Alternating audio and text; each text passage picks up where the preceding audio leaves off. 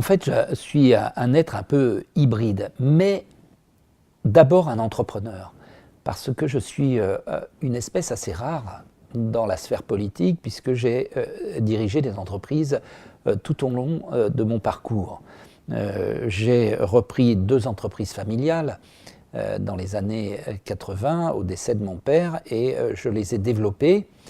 Et à chaque fois que j'avais un problème dans l'entreprise, je tentais de le résoudre.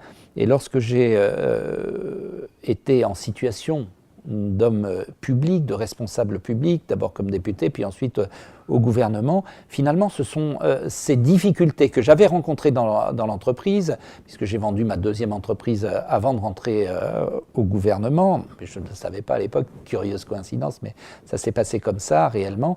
Et à chaque fois que j'ai tenté de résoudre un problème dans la sphère publique, je me suis référé à mon expérience d'entrepreneur.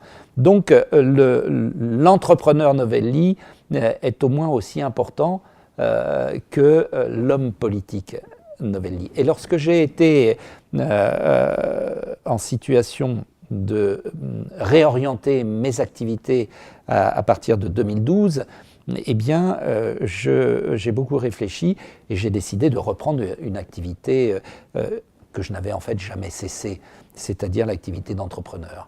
Et je me suis dit, j'ai fait un parcours dans la sphère publique avec des succès, l'auto-entrepreneur, d'autres activités que j'ai pu mener comme acteur public, mais aussi des semi-échecs ou des échecs lorsque je n'ai pas réussi à convaincre mes collègues au gouvernement ou au Premier ministre ou au Président de la République de l'époque qu'il fallait faire mieux, faire plus pour les entrepreneurs, non pas pour eux, mais simplement pour donner à notre pays la prospérité, la croissance, l'activité qu'il mérite. Et ce sont ces semi-échecs ou ces incapacités qui m'ont fait réfléchir et qui m'ont fait toucher du doigt qu'aujourd'hui, il était temps dans notre pays que s'organise la communauté des entrepreneurs. Cette communauté des entrepreneurs, elle doit s'organiser avec les outils modernes, qui sont les outils révolutionnaires d'aujourd'hui, c'est-à-dire les outils du numérique.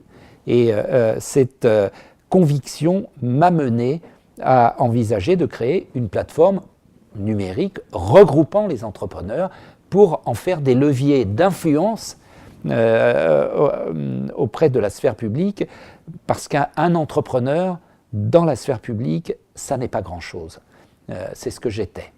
Minoritaire souvent, peu écouté ou mal entendu, et aujourd'hui je crois que nous avons la capacité de pouvoir influencer la sphère publique de manière beaucoup plus importante en fédérant une communauté dont on a reconnu aujourd'hui qu'elle était vitale pour notre pays. Parce que la réalité, c'est que l'opinion publique, mais les décideurs, reconnaissent que les entrepreneurs sont vitaux. Mais parfois, ils l'oublient assez rapidement.